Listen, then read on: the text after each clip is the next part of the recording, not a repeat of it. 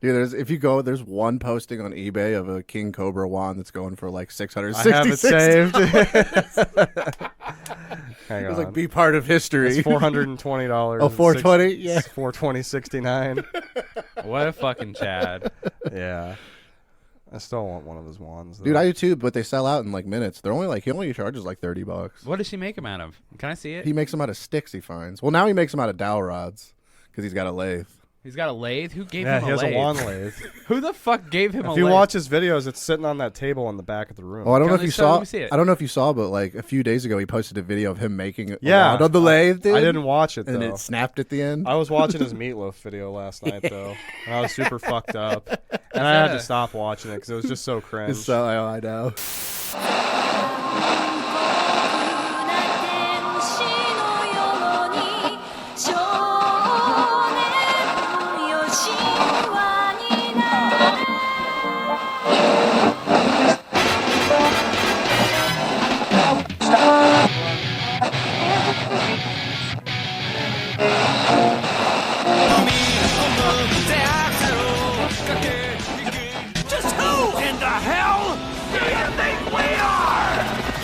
We are anime.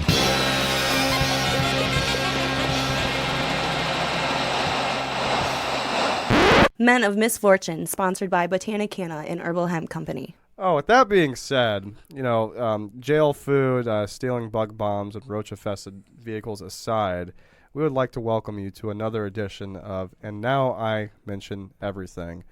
We are coming back from a long hiatus of about 6 weeks because, honestly, we just had to take a break from you guys. We have lives, too. And Just too much fan mail, man. We had to go through all of it. That's Took right. 6 weeks. But, in that time, we took some time to reflect on our lives and get out of the podcast jam and kind of regroup.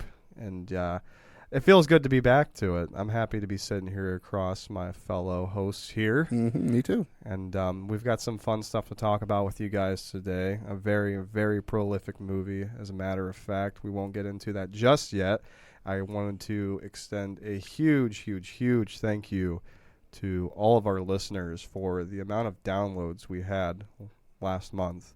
We had a record-breaking month. Well, actually 2 record-breaking months in a row. Back to back. Yep. Back to fucking back. What were our numbers on those again? I think we had, 1,300 downloads for just the last month, and we didn't upload a single fucking thing. Yeah, that was just all old episodes. Yeah, dude. Just means more people are hopping on it. And right, I want to chime in real quick. I think I need to vote right now that we need to take a longer break. 6 weeks wasn't long enough to get away from you fuckers. That's right, yeah. We've Get been out of my house. We've been hitting it fucking hard for an entire year, and I'm so glad that you guys stuck around for us after our break.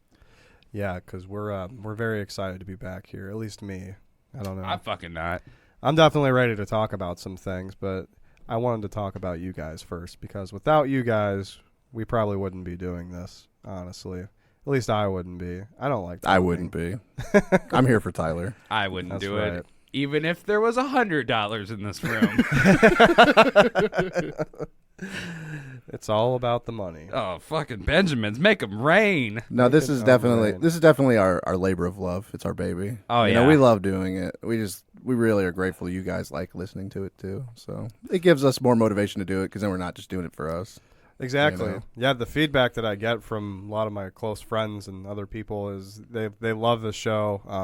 They think it's funny. I go back and listen to. I know Tyler goes back and Mason. We all go back and listen to the episodes, and we fucking love them. And Yeah. not to sound like conceited, but I love laughing at some of the stupid shit I say because I obviously don't remember all of it. I love going back and hearing the dumb shit I say. Oh, dude! Yeah, it every cracks me up. time I'm editing, I'm just sitting there with a half smile on my face, just laughing at our dumbasses. Yeah, 100%, dude. It's great. It's great. I also it helps me to speak more correctly sometimes because I tend to fuck up, and I have to edit myself. But that's okay. Anyways, self-criticism aside. Got a little dark. Yeah, I got a little dark there. A little too personal. Anyway, we are, and now I mention everything. I am your host, Riley Wallen. And to the other side of the table, Is that your new thing now that we flip Yeah. the table? To my in front of me. to my north, That's actually like a southeast direction. something like that. We changed seating arrangements in the studio. Fucking weird. And I actually like it a lot better. But across from me, I have these two wonderful gentlemen that go by. I am the co-host, which is different from now on. I am your fearless leader, Tyler Campbell. And we always got your boy Mason here. We have them both live and in person. And today we are going to, as I said earlier, talk about something that is very prolific in the anime community. It has inspired many shows that aren't even really anime and just all kinds of fucking shit. It was very groundbreaking for the time it came out. It brought forth a new style of animation in anime, and the story itself is just extremely dark and, I don't know, riveting. Is it a parable? Would you say that? No, I will say, small little side note before you begin. The three of us and the other people, we were discussing about certain ideas for certain shows and for anime. One we came up with that I can get behind totally is we want to go back more to like the golden era of anime, like Yes. So this one's older. Just so in the future, plan to hear more episodes about maybe some older ones or ones you haven't heard of, some more obscure ones. Yeah, we're definitely yeah. trying to target on those animes that not a lot of people have talked about. I mean, the anime Yeah. we're about to talk about, it's a lot of people have talked about It's it. the golden age anime. It's an anime that is so prolific. Prolific. Word of the day! Woo! Every time we fucking say prolific, you have to take a shot. Of I think I say something. prolific in every fucking episode that I speak. But It's yeah, okay. no, it's so important to the anime community. It's so important to what the anime community is. It brought over, it started, it became one of the biggest animes of the 1980s. And without it, we wouldn't have this show or anybody, really tuning in from America. No, we probably wouldn't. And we also wouldn't have motorcycles either because this anime actually invented motorcycles. Yes. No, I'm just kidding. It definitely did. and red leather jackets. And Dude. red leather jackets. And Michael Jackson got all of his fucking drip from that movie. It also invented the thing known as the World War. There 3. wasn't a World War before this Not anime. one? No, I'm just kidding. Not two? Swear to God, I remember them telling me two. That never happened. Oh, Jesus. So they just jumped the gun and went straight to two? Basically, yeah. It's kind of like Or how they 3. went from like Windows 7 to like Windows 10. Did that happen? No, I'm just kidding. 8. Oh wait, yeah, they went from 7 or was it? No, they didn't have 9. They went from 8 to 10. Yeah. Something like that. Anyway, terrible joke. If you haven't gotten it already, we're going to be talking about the 1988 anime film Akira. And what's funny about this film is I actually named my daughter after it. My wonderful daughter, Red Motorcycle. I've been thinking about that joke all day, just so you know. No, her name's Akira. But anyway, And it means smart and what does it mean? Bright and and clear. Yeah. bright and clear. Mhm. So Which she is all of I have a this. question. I have a question for you. Mason and I have asked each other this question because we've brought up Akira before. It was like one of those animes where we're like, we should try Akira. And you didn't want to do it. Why didn't you want to do it? Because I had watched it once and I was kind of in and out at the time. Like I couldn't really follow it because we were hanging out at Jackson's house when he lived on Jackson Street. And like I didn't know what the fuck was going on because I was so in and out of it the whole time. And then I had watched it and I still didn't really know what was going on. Like I didn't really pay attention to it that much because I tend to, when I watch a lot of shows, I'm on my phone the whole fucking time. Like it's an ADD thing for me. Like I can't just strictly pay attention to it. It's not that it's not good enough or anything. I don't know. I get sidetracked or my phone's going off, whatever. So I didn't feel like I was really ready to talk about it at the time. And I know that there's a lot more to this. I guess I wouldn't really, maybe you could call it a series.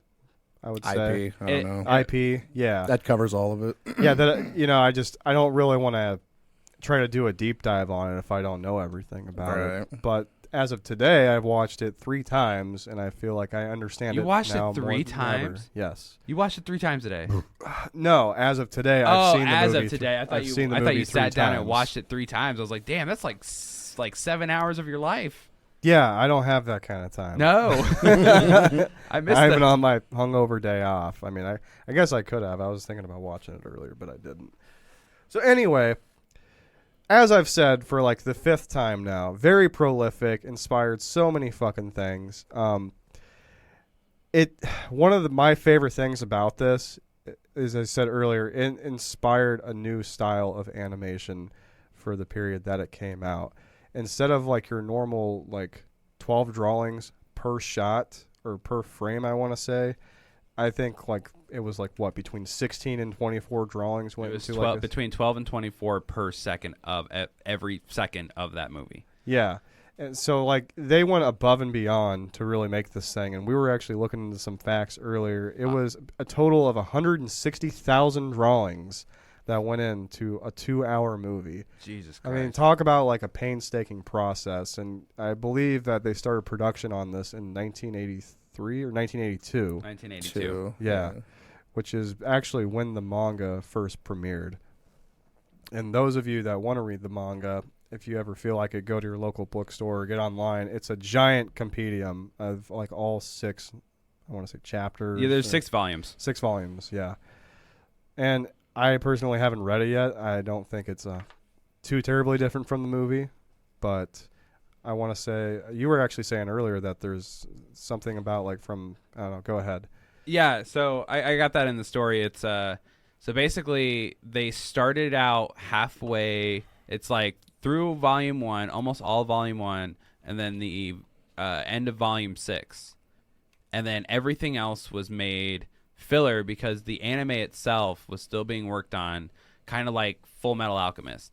Full Metal Alchemist, started off with, we're gonna do half of this anime or half of this manga, and then we're gonna keep going, and we're gonna make our own storyline. And that's basically what happened. So there are some moments in Akira where you're kind of like, well, that doesn't really make sense, and it's because they were just going with it on the fly, kind of like a filler episode. Yeah, just yeah. for the gigantic ending. Do you want to get on to the story though? Yeah, let's get into it. Today's topic is an anime that is so groundbreaking and so important to the world of anime, or even life itself, for this community. Yet some of you might not even have the slightest idea of what this anime even is. For every episode of DBZ you sat down and watched, for every confusing episode of Evangelion, or even you younger listeners that haven't watched either of those, it is a massive influence in the Netflix TV show Stranger Things, The Last Jedi, Chronicle, and even, strangely enough, Kanye West's music. Akira is like no other anime, but one of the few reasons for anime even making it big over here in America. Akira walks so shows like My Hero, Black Clover, Chainsaw Man, and even DBZ could run. It sounds like a far-fetched, but it's the truth. Without Akira, we probably wouldn't have the show or even anime to talk about. So let's get into this wonderful dystopian of a lost art. In order for us to start talking about the anime, we have to talk about Japan itself. Japan in the 80s was finally getting back onto its feet after World War II. The middle class had finally returned.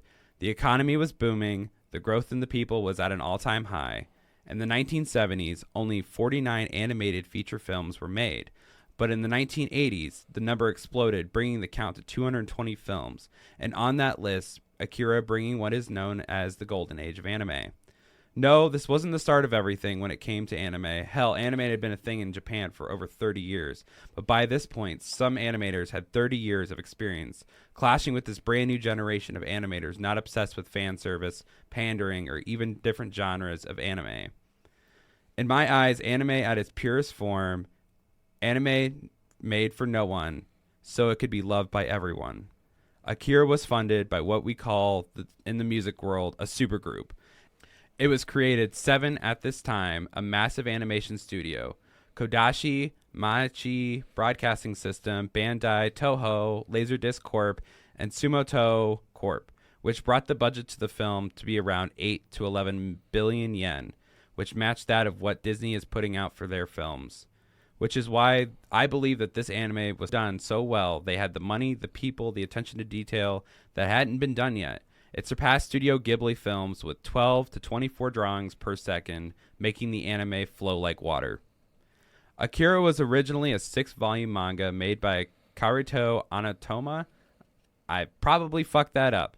In 1982, and is set in Neo-Tokyo dystopian future of 2019, destroyed by, you guessed it, an atomic bomb during World War III, which happened in the first 5 seconds of the movie, and the movie immediately started confusing. It was just like, what the fuck is going on? You know, it's funny you say that because I kind of had that thought earlier. Even though I had watched the movie like less than a year ago, I totally forgot. Like they just have the one. So what is it, like 1988 when it happens in the movie? Yeah. Yeah. Yeah. You just see the bomb go off in the middle of the city, and then it's like 5 seconds later, 2019. like what the fuck? Okay. I still don't have a bike like that. It's 2019, dude. It's 2022 right now. Why don't I have one of those bikes? Why is that not available for everyone? I guarantee somebody's made a replica. They of have. it. Like, few people have. Oh, a few people have. Yeah. I've never seen them drive it, though. Yeah, they can. There's fully functioning ones. I think my so favorite insane. thing about the bike is when Kaneda actually gets in it. Like the cover on like the handlebars actually kind of like sinks down and locks in. Doesn't like a dome go over like a little bit? Doesn't the windshield go up a little bit? I don't think so. Yeah, like the no. front of it like clicks up and Okay, down. yeah. Oh, okay, yeah. It's just yeah. Yeah, and I don't know, like when he's talking about the specs on the bike, he's like, oh, it redlines at like 12,000 RPM, which that's pretty fucking high. Yeah, and he it's was like- driving that fast the entire movie. Well, he even explains in the beginning of the movie that it's like the bike's meant like you have to drive it fast to be able to drive it, like otherwise it's undrivable. Yeah, that's why he couldn't get away when he stole it. Yeah, when Tetsuo stole the bike, he didn't know how to drive it, so he just fucked it up. Yeah, didn't he explain that to one of his crew members? He's like, you wouldn't be able to handle this bike. Yep, That was it's him. Like, That yeah, was- it's like the first Tetsuo. like 5 minutes of the movie. Yeah. Yeah, when they're like, you see like the big, like beginning scene of like the bike gang going down the bridge, heading into like somewhere in Neo Tokyo, or I think they're going into the old part of the city. I want to say, what do they call it? I think it's like Old Town or some shit. Yeah. I don't maybe. know. Old Tokyo. Just yeah, we got Neo Tokyo and Old Tokyo. Isn't Old Tokyo is where he's from, and it's just like completely It's just like dilapidated. Yeah, from like devastated. World War III, at least in that movie. I want to say it's like very I don't know, like post-apocalyptic. It's just civil unrest. There's riots going on all the time, And that's shit. where where Yeah. most of the movie takes place, right? In that area. Like I'm pretty sure there's like kinda. parts that are in the city, but like it's more like on the outside of everything. I just always assumed it was just one big city. Me fucking too. Yeah. And then there's sewers. Yeah, you know. yeah. So Spend a decent amount of time in the sewers. Yeah, that's a fucking anime. I mean, it's they're all over the place. So let's get back. The city is plagued by corruption, anti-government, protests, terrorism, and gang violence, causing martial law to try to uphold the peace. The movie is about two orphans, Kaneda and Tetsuo, who start a violent biker gang called the Capsules. It shows their everyday lives, overcrowding in schools, abusive adults, and pure anarchy that they themselves cause, but only because they're the product of their own environment. Tetsuo starts off as this weak, defenseless character who knows of his shortcomings but still drives for a better life with his girlfriend. You immediately feel sympathy for this character, but it also puts you into his perspective of why these kids are the way they are. They're two young kids trying to survive in a massively fucked up place. Shortly into the film, Tetsuo is involved in an accident with a runaway test subject, causing Tetsuo to unlock his new profound psychic abilities, taking all of his shortcomings and projecting them into the world and the people around him in a massively fucked up way in search of the one they call Akira, who is the reason behind the nuclear bombing of Tokyo, forcing the hand of one of his true life friends, Kaneda, to step up and try to stop him and the monster Tetsuo has become. The best part about this anime isn't the insane action, the gore, the sweet-ass bike, or even the artwork that made it so appeasing to the eye, because let's be real, that shit is top-notch. In my eyes, the best part about this anime really stands out is the cautionary tale, the dangers of what could happen to a nuclear war, and the dangers of becoming too strong too fast, along with the life lesson that no matter how life gets messed up, it still goes on, and it's your job to pick yourself up and keep going. You watch as this weak kid in this fucked up world becomes the alpha and omega and takes his issues with him all the way to the top in every second of every part of this film in such a short amount of time. Not as uncommon as it has become, Akira was just like Full Metal Alchemist in the aspects that it wasn't finished while they started animating it, but had the original mangaka directing this project, which he later states that it was ultimately was the massive influence on how he ended the 6-volume series. Things to look out for in this anime. In the anime, what caused the explosion in the Third World War But in the manga, they show about 15 to 20 double pages of description, up-close destruction of Tokyo. The amount of voice actors in it that you'll recognize, like my favorite, who's almost instantly killed off, Steve Blum, the voice of Spike from Cowboy Bebop. The teddy bear monster is pretty badass. Watching Tetsuo explode Steve Blum's character is pretty fucking crazy. And seeing Tetsuo rebuild his arm out of scrap metal. If you have the option and you're watching it alone like I did twice, you'll be able to really soak in how much these guys put into this thing. How much attention to detail they really put into this masterpiece.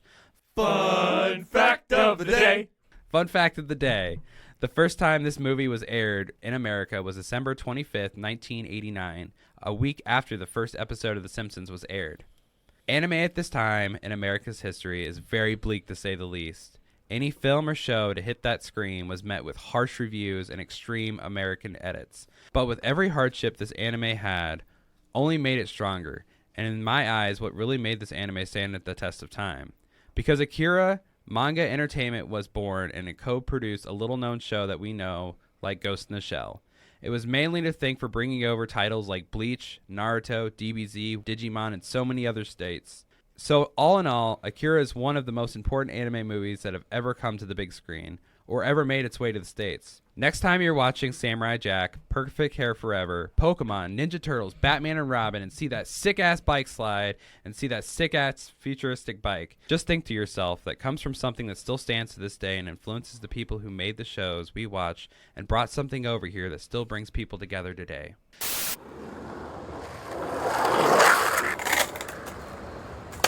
Oh, fuck, I almost had it.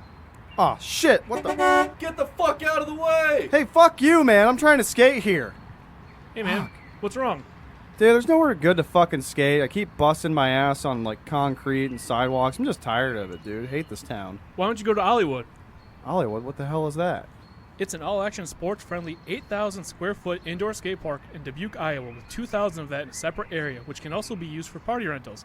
Open 6 days a week, and we'll be doing an all-age show coming up here in the near future. Oh, shit, man. Thanks. I might have to check that out. Yeah, they're at 3125 Cedar Crest Ridge B.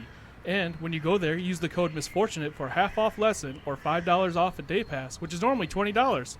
Oh, thank God they have lessons. I can't skate with shit. Hey, me too! Nice. Yeah, so you guys got any favorite parts of it? I mean, I talked about Stephen Blum blowing up the teddy bear monster. What about you guys? Wait, did you? So at the very end, you were saying that they released it on Christmas, December 25th. December 25th. That's a bold move. Yeah. Merry Christmas, 19 people. 1989. Merry Christmas, genocide. I was going to say, I think the Japanese release, it says here, was in July 16th of 1988, totaling 124 minutes with a budget of $9 million and a box office total of $49 million. $9,088,000. Jesus. Yeah, it's a lot of fucking money for animating just essentially a cartoon movie, you know. Because I don't know how common anime movies were back then. To be I was about to say, I'm sure they were out. There was a lot out there. There wasn't There that has to have much. been. There wasn't much when it. I'm not sure, but like in America, it wasn't over here. It wasn't over here. No, and like, it wasn't when it popular came over over here. here, like Americans would be like, "Why am I watching an adult cartoon? This Yeah. is fucking stupid." Yeah, but then you had like the people that would go and see it, and they're like, "That was the greatest fucking thing I've ever seen in my life." Yeah, but then you were castrated and fucking beat up as a fucking kid if you brought up watching anime. I mean, even us when we were kids, it wasn't cool. Fuck no. No, Now no. Back everybody's in the watching 80s, I'm that sure shit. it was really not cool. It was cool to me. I mean, so that's all that matters. I still get criticized for it today by some people. I don't really give a shit, though. Yeah, fuck 'em. Yeah, then you just bring up King of the Hill, and they're like, "Oh, I guess that's anime." And it's like, no, it's not. But I had, like, if you could watch that, you could watch this. I had somebody tell me the other day, they're talking about another person, and they're like, "Oh, isn't that weird shit that you like?" I'm like, define weird shit that I like. And they're like, that nerdy, like, anime, like, cartoon bullshit you watch. And I'm just like, I don't think you understand, like, how adulterated some of this stuff is. Like, it gets pretty dark. There's some cartoon boobies in this show. Yeah, I mean, you know, it's not just for one audience. Oh, You know, it's Did you get nervous because you thought he was going to say docking? docking. He's into that weird shit, bro. It's like, what do you mean? Schnoodling. How'd you know about my docking fetish? I've been caught Fuck. red-handed. Definitely Oh, just the cartoons. Thank God. Just the cartoons. How does he yeah. know? How does he know? How does he know? Yeah, what did you catch me on? Oh, it's the cartoons. Okay, not the 3 dead bodies I have Just underneath that, my bed. Just that, yeah. So I kind of want to talk about some of the production here because we touched base on it a little bit earlier. Just some notes I've got here. While working on the Akira manga, Katsuhiro Otomo did not intend to adapt the series. However, he became very intrigued when the offer to develop his work for the screen was put before him. He agreed to an anime film adaptation of the series on the grounds that he retained creative control of the project. This insistence was based on his experience working on Harmageddon. Never heard of that. The Akira Committee was the name given to a partnership of several major Japanese entertainment companies brought together to realize production of the Akira film, which Tyler had mentioned earlier. The group's assembly was necessitated by the unconventionally high budget of around 1 million yen. Intended, 1 billion, 1 million? I feel like Dr. Evil when I was saying 100 billion. Is that like American dollars? Because it said in my paper it was. No, that was yen. That was It was yen. 1 billion yen. Yen is basically. like, what, 150 yens a dollar or something like that? Something like that. At least yeah. now. I don't know what the conversion would have been back then. Yeah, I don't know if it would have been more or less. It's a I'm lot of assuming fucking it would have math. been. Math. Yeah. We don't got time for that. The only math I want to do is with my 6-year-old son. When he gets older, it's gonna be scary. You're like, when we get to fractions, son, you're on your own. Dude, you're so fucked. Your teacher wants to do it this way. Well, guess what? I did it this way. Oh, I'm wrong. All right. Have fun. Basically. So we're talking like a huge collaboration of some of the biggest studios at the time. I mean, that's probably why the amount of time that went into it was actually done. I mean, because 5 years for one movie, I feel like is a long fucking time. I don't know. I guess like the second Avatar has been in production for like how long? Forever. Since Like Blu-ray's 10 been a years. thing. Yeah. Wasn't it the first Blu-ray movie? I don't think so. It was the first It something. was something like HD, 4K, crazy. It was something, yeah. Something it's something insane. cinematic. It was prolific, Smoke up, fuckers. basically. The teaser trailer for Akira was released in 1987. The film's main production was completed in 1987, with sound recording and mixing performed in early 1988. It was released in 1988, 2 years before the manga officially ended in 1990. Otomo is claimed to have filled 2,000 pages of notebooks containing various ideas and character designs for the film, but the final storyboard consisted of a trimmed-down 738 pages. He had great difficulty completing the manga. Otomo had stated that the inspiration for its conclusion arose from a conversation he had with Alejandro Jotaro. Jotaro. He's been Yeah. doing better with the names. Jodorowsky. He's been Got doing it. better. Like whenever he came out and said the mangekai's like name, like he like knocked it out of the park. I was like, God damn, he Hey. said that like clear. And they had that conversation in 1990. He later recalled that the film project had to begin with the writing of an ending that would bring suitable closure to major characters, storylines, and themes without being extraordinarily lengthy. What do you mean? Just fucking kill him? Yeah, basically. yeah. Everyone dies. So there probably was like an actual like more, I don't know, like more descriptive ending with the what I'm actual saying, yeah. characters. Like it didn't just end. Because in the movie, when you watch it, Tetsuo, literally like the last line of the movie is, I am Tetsuo. And, you know, I was thinking about that before we came up here. I'm like, so basically, like, Tetsuo is the new Akira. You know, like, Yeah. if they were to, Mhm. you know, in my mind, if they were to continue the story, like, if they were to do, you know, like, I guess a sequel, maybe they'd call it Tetsuo. They actually, I was going to say they set it up real well for a sequel, in my opinion. Yeah. Like, they kind of left it open. but I don't so. think it's ever going to happen. No, it's been some time. It's been how long? Yeah. I was going to say, it just pissed a bunch of I don't people know. off. Berserk's coming back, so anything's Berserk. possible. I heard that coming it's coming back. back. That Netflix is doing something with it, like something like I know they're bringing back the '97 anime to Netflix, so it's all going to be on there. So they'll have the original Berserk, but I don't know. I heard that they were like doing more with it. I can't keep up with all of it. I just Yeah. know, like, what was it, Berserk and Bleach and all those other shows that have been stopped. They're coming back with shit or whatever. Yeah, what Naruto it's did. definitely.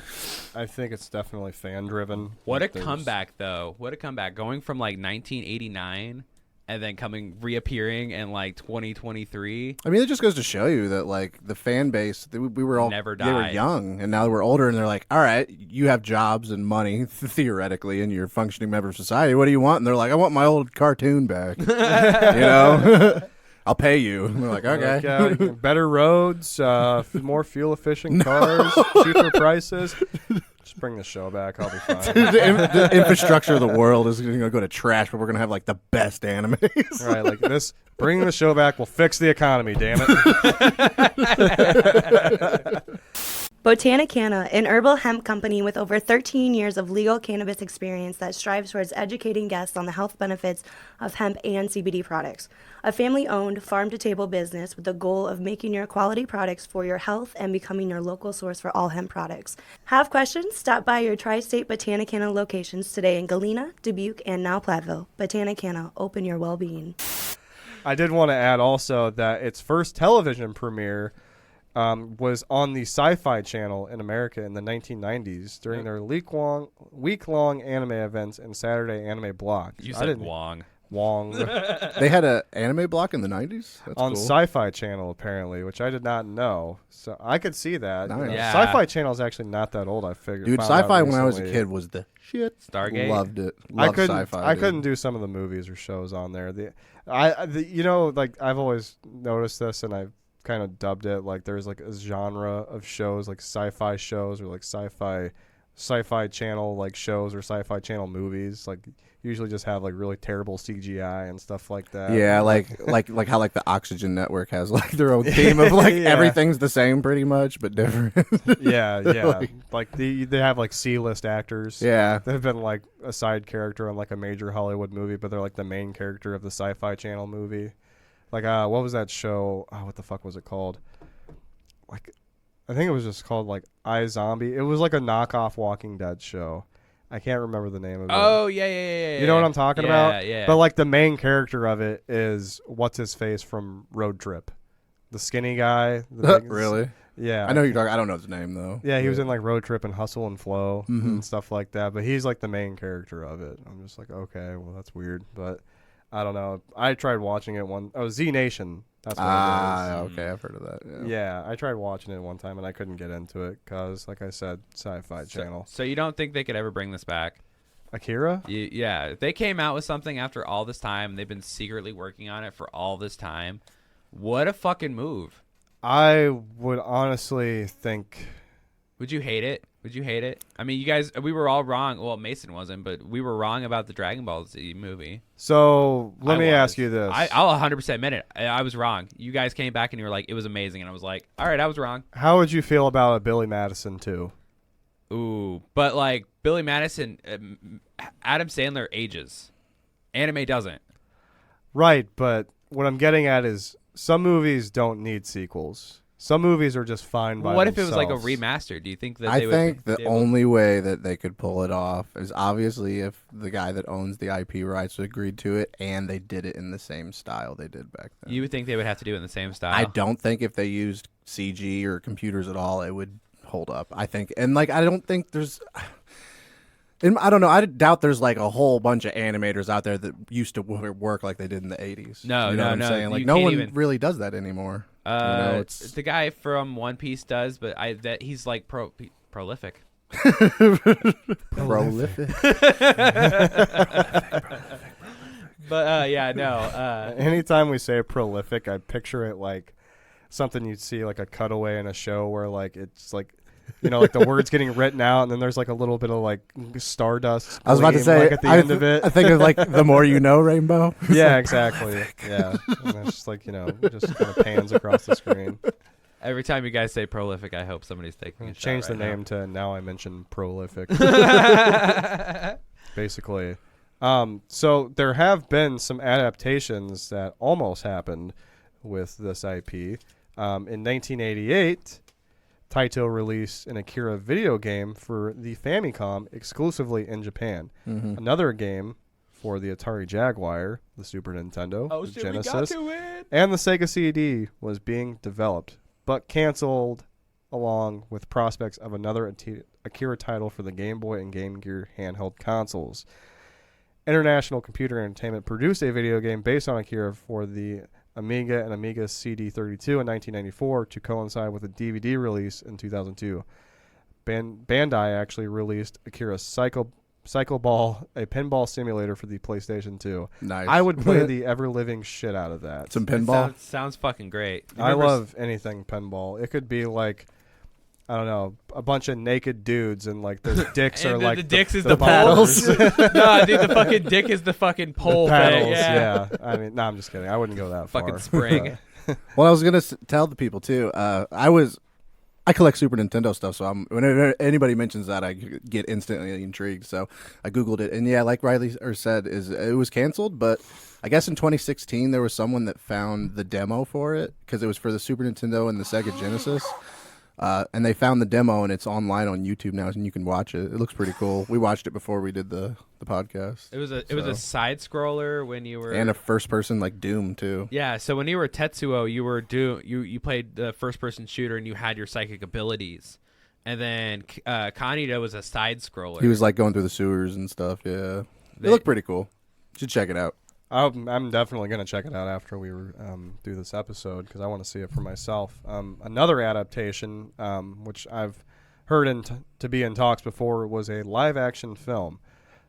Since 2002, Warner Brothers acquired the rights to create a live-action remake of Akira as a 7-figure deal. The live-action remake has undergone several failed attempts to produce it, with at least 5 different directors and 10 different writers known to have been attached to it. By 2017, director Taika Waititi was named as the film's director for the live-action adaptation for Warner Brothers. They had scheduled the film for release on May 21st, 2021, and filming was planned to start in California in July 2019. However, Warner Brothers put the work on indefinite hold just prior to filming, as Waititi had chosen to first direct Thor: Love and Thunder and the sequel to Thor: Ragnarok, obviously. Interesting. And that just came out. Yeah, that's not crazy. Too long So ago. he was like, "Fuck this movie, I'm gonna do this one." I wonder instead." if they're going to bring it back now that Thor's done with. That's I mean, interesting. It's possible. I could see it. Taika Waititi is a fucking awesome director. Yeah, I love that movie. I'm not gonna lie, I wasn't as impressed with the new Thor movie as I was with Ragnarok. Ragnarok definitely was a game changer for the Thor movies. It'd gone from being like super fucking serious and plot driven to just dumb jokes and having fun and just doing stupid shit. And it even got like a little more vulgar with him being involved, which I thought was great. There's another show he's made called Reservation Dogs that I've been watching a lot recently. I was kind of talking to Mason about it last week. And it's just a bunch of like teenagers on a reservation in like South Dakota, just doing a bunch of hood rat shit, and it's really funny. Yeah, but there's a chance for it to hit mainstream media again. What was it? What was it, Riley?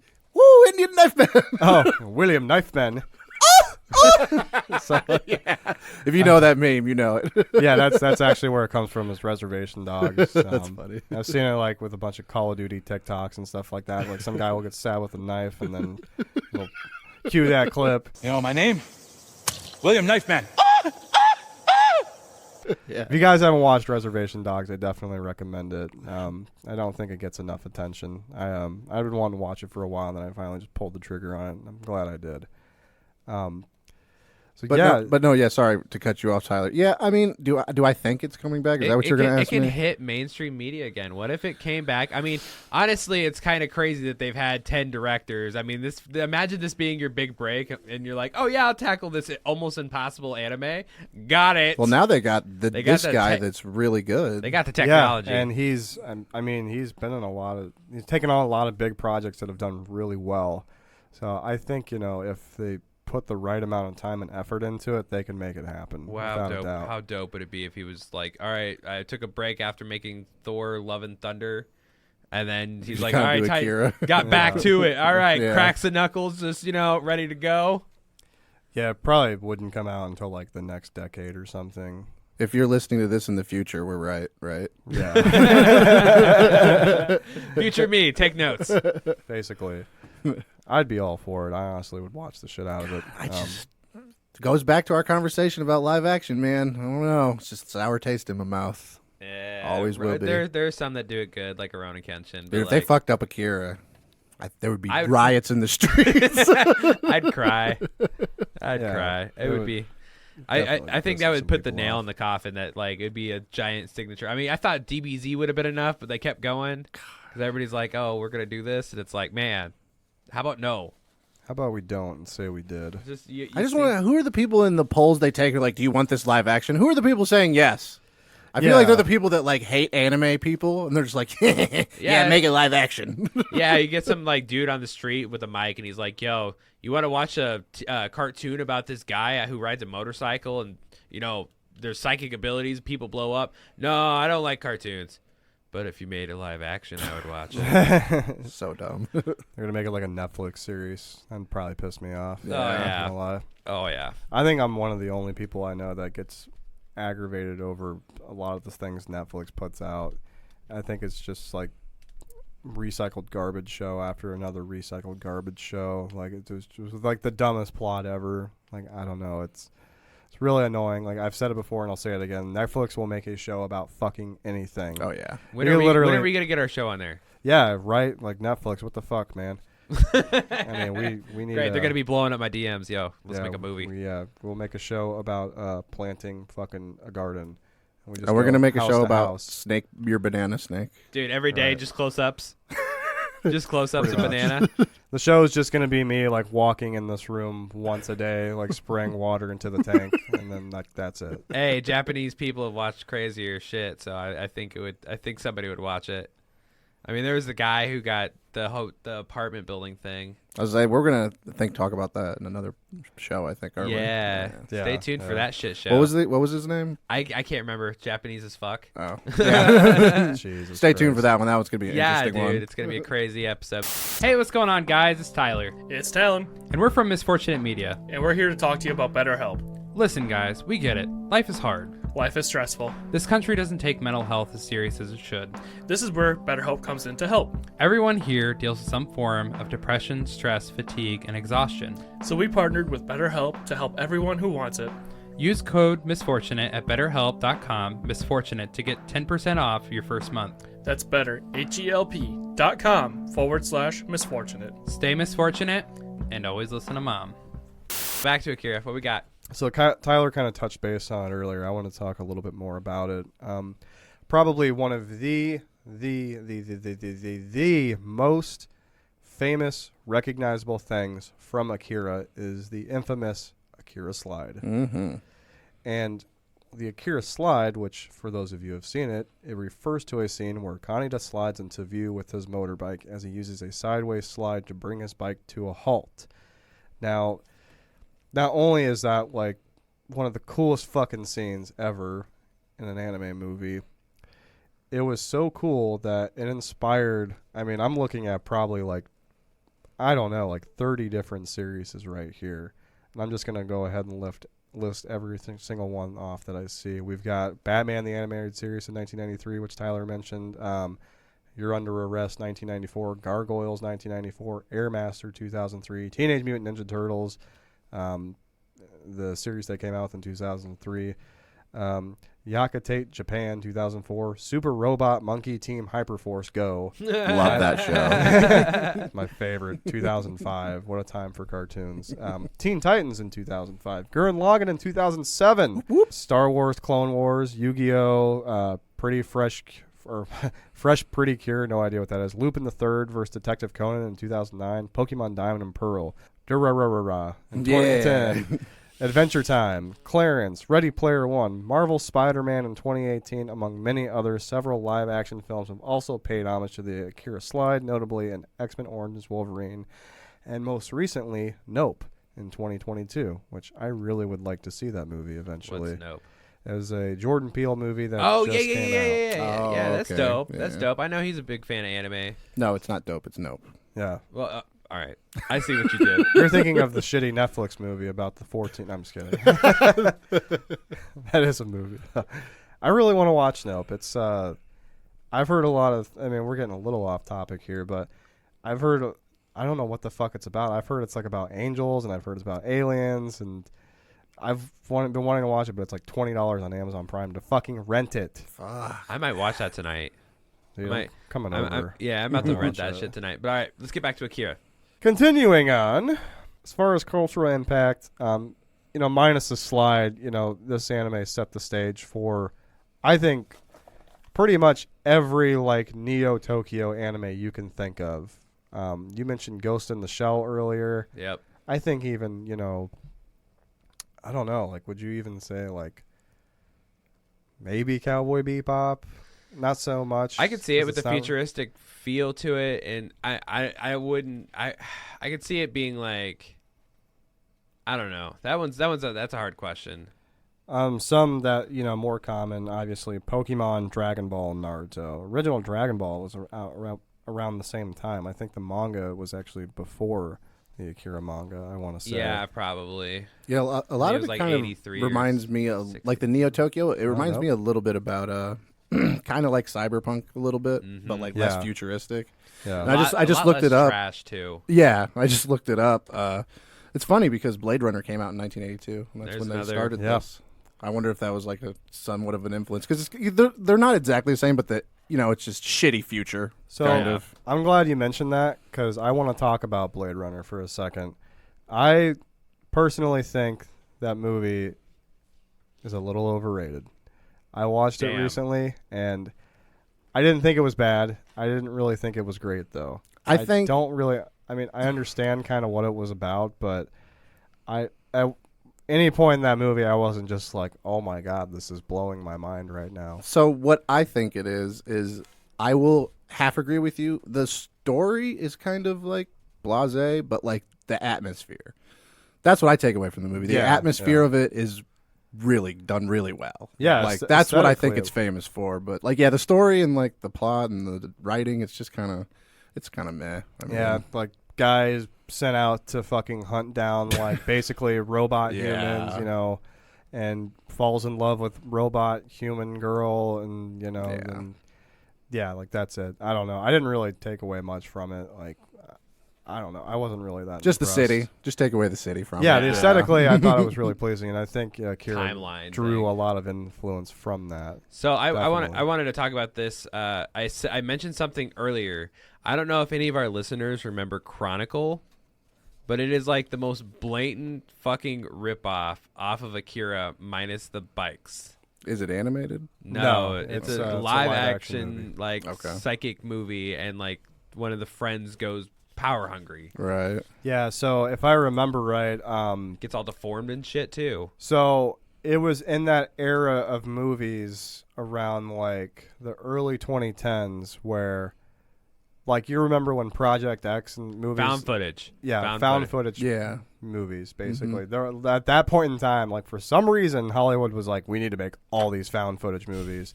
Like we need to make all these movies in the fucking perspective of somebody holding the camera the whole time. Like I swear to God, there was Like Cloverfield and shit. yeah, Yes. that's exactly, and that was around the same fucking time. Cloverfield, Project X, Chronicle. I can't think of any. The Ghost movie. The fuck. Oh, paranormal activity. And like all 20 of those, you know. Yeah. I've never even seen the first one all the way through. I Ah, can fuck shit. less about it. Yeah. But I actually, when Chronicle first came out, I actually liked it. But I think that where that story differs is, if I remember right, it's like that group of friends, or it's like a couple friends. Yeah, they it's, go it's on there. more than just one person. They fall into like a crater, and then the guy touches it, and he gets powers, and then he basically becomes like a fucking demigod, and he has ESP and telekinetic Yeah, abilities.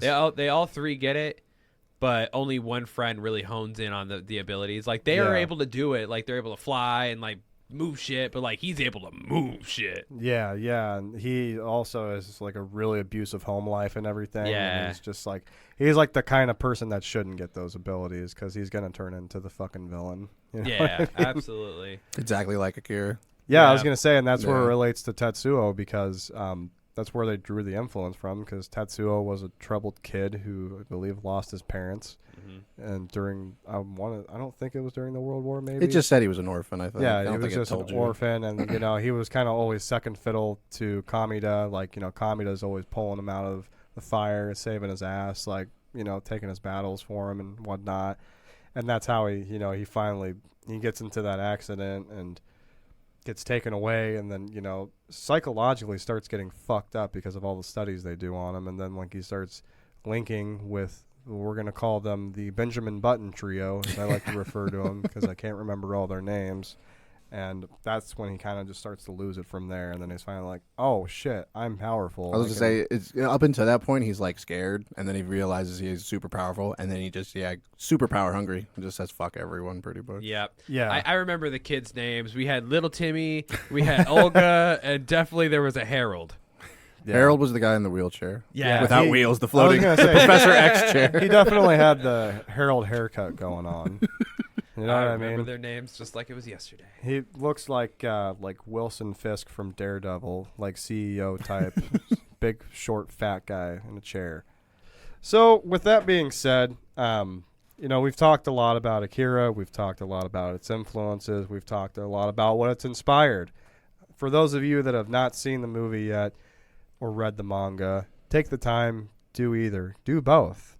Dude, it's definitely watch the movie. 2 hours out of your time. You can literally find it anywhere. It's on online. Hulu. Yes. Even if you don't want to read the subtitles, they have it in dubbed. Go to a garage sale. It'll probably be in a pile of fucking movies somewhere. When you mentioned the dub, just to preface that, It's rough. the English voice acting is didn't age very well. Yeah, I mean, just letting you know. It's not like you're gonna rip your ears off and scream in pain bad, but it's not that great. It's not. No, and there good. are moments. There are moments in the anime where there's kind of like facial expressions that are kind of like, "Why the fuck did you just do that?" So I'm glad you mentioned that too. Like my one pet peeve with this movie is everybody has the same fucking face.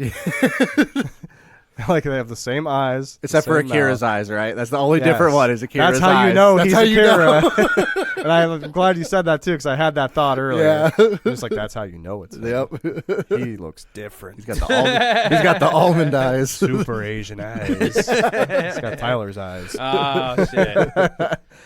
So, like I said, go out, watch the movie if you haven't. It's definitely worth your time. If you're listening to this, I'm assuming you've probably watched it, but there's probably a small percentage of you that haven't. Thank you so much for taking the time to listen to this podcast today. I'm sorry we couldn't go into it as deep as we wanted to. There's just kind of a lot to fucking talk about, and we like to keep these deep dives as spoiler free as possible. No spoilers. Try. No spoilers. Except for Berserk. Don't listen to that episode. As a whole, we just kind of wanted to talk about what more of a cultural influence this movie has been on our great Earth. Yeah, dude, it's inspired so many things, inspired so many people, and because of it, we have the anime we have today. So raise your fucking flags to fucking Akira, man. Hell yeah. That's So right. with that, I also want to add, I want to say thank you guys for all the listenership that Riley brought up in the beginning of the show. You guys have been killing it. We've been hitting numbers that we've never hit before. Even on our break, I was expecting us to have like none. I was like, oh yeah, these are gonna crash, and you guys kept up, and that's awesome. And we can't thank you guys enough. Go ahead and check us out on Instagram. We've got a Snapchat now. Follow us on Facebook. Ticker turker. Yeah, the Chicken Turkey. Chick-chick-oo. Chicken. We might be on Twitter soon. Yes, we will be tweeting. Our lovely, fantastic intern Dylan will be on that account. So show him what's up whenever you get that fucking ad. Absolutely. And with all that being said, I am your host, Riley Wallen. I am your fearless leader, Tyler Campbell. And as always, it's your boy Mace. Stay animated. And we're out.